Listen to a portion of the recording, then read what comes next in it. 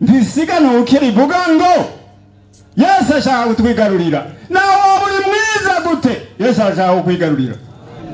Ndiko ndavuga ku muntu yigira mwiza arashaka kukwigarurira nawe uri mwiza. Paulo yavuze ngo muri jewe nta hazima hariho. None usumbya Paulo.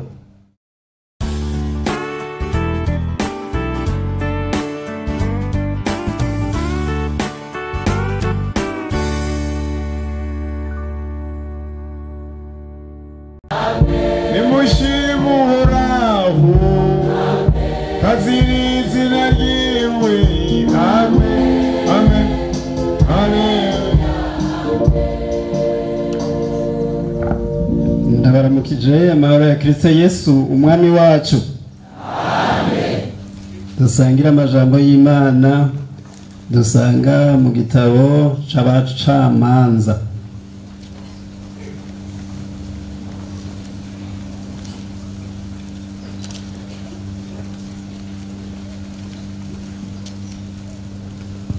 Abacamanza igice ni ca mbere,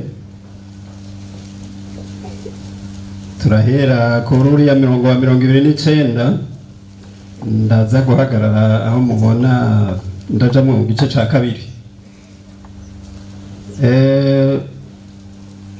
Umurongo wa 29 handitse ngo Abefurayimu nabo ntibirukanye abanyakanani babigeze, ariko abanyakanani babana nabo ngaho nyene igeze.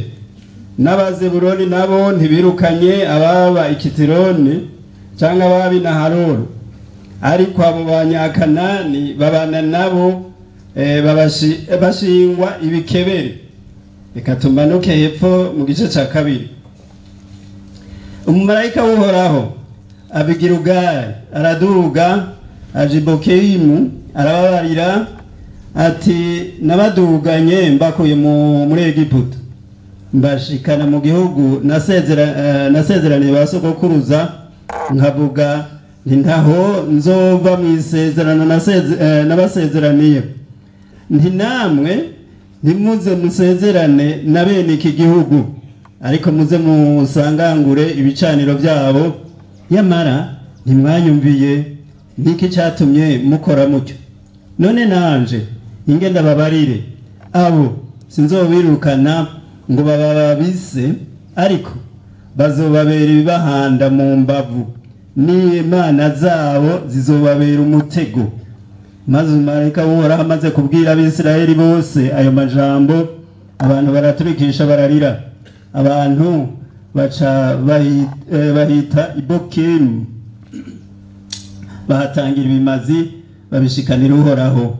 Mana nishimwe. Mana yacu uri mu ijuru, ndagushimiye kandi Mana kuduhaye iki gikorane, nanje ukanyemerera guhagarara imbere y'iri hanga ryawe ryera. None ndasavye Mukiza, hari ikintu ushaka kutubwira muri aya majambo. Yesu, Yesu, Yesu, muri aya majambo waduhaye muri iki gitabo cawe hari ico wari washatse kutubarira. None nk'umwana w'umuntu ntaco jewe nomenya, ariko mwemu wawe yosigurira bano bantu abashije. Urakoze nyakubahwa mu izina rya Kristo Yesu, amen. Shimiye Imana kunyemereye guhagarara imbere yanyu muri aba bantu mwese muraha, namwe murafise amajambo mwoduhanurisha twese, kubera umuntu wese ko yemeye. Ngaha hariho abantu benshi bemeye bagukurikira Yesu. None rero nibaza yuko kugirirwa ubuntu jewe ngahagarara imbere yawe n'ubuntu buba bukomeye, mugabo suko rero hari ikintu noba ndabarusha. Oya mugabo naseze mu gatondo ndumva hari ikintu menga twavugana muri aya majambo. Imana yaratoranije ubwoko bwa Isirayeli kugira ngo amahanga yose, abantu bose bo mu isi twigire ko tubigire ko ingene twoshika mu ijuru canke ingene twokurikira Imana y'ukuri. muri aya majambo rero dusomye twifatikiza aya majambo avuga ngo kwigarurirwa n'Imana. Niryo jambo numvise twosangira. Imana itwigarurire neza. Imana yigarura umutima wawe neza. Imana ihaganze hose. Imana igutegeke neza. Hari ikintu Imana yari yarabwiye bari abantu ba Isirayeli. Yarabariye ngo ndiko ndabajana mu gihugu cyiza cyane cy'Ikanani. Namwe nimwashika muri ico gihugu ntihazagire abantu baho musigaza, bose muze mubakureho. Imana iragomba umutima wawe wanje kuwigarura wose.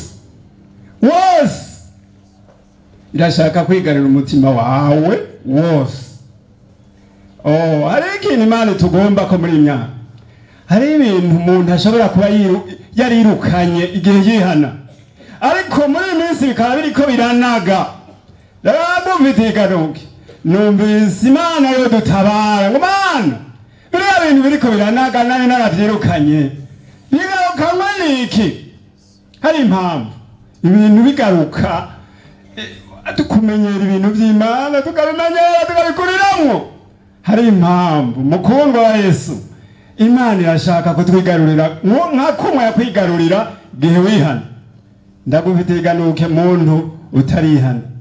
Imana kugira ngo izikujane mu bwami bwayo irashaka kukwigarurira wese, atanahamwe ishigaje.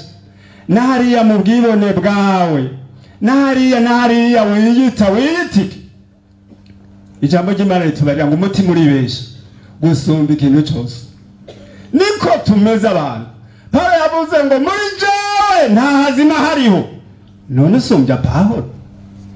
Mukundwa wa Yesu, Yesu arashaka kukwigarurira. Muri kamere zacu hariyo amajustification ashoboka. Umuntu akijustifia mu kintu cyaricyo cyose. Jewe mbona. Ariko kuri umuhingamo ntisiganuke rivuga ngo Yesu ashaka kutwigarurira. Nawe uri mwiza gute? Yesu ashaka kukwigarurira. Ndiko ndavuga ku muntu yigira mwiza. Arashaka kukwigarurira nawe uri mwiza. Nkubwire, Yesu arashaka ko nimba tugomba kuzozuka tubanza gupfa. None hari uwozuka atapfuye. Nimba dushaka kuzomusanganira twazutse turabanza gupfa. Ndakwifurije kwigarurirwa na yose. Reka dusenge Imana. Mana utesaido utwigarurire nahariya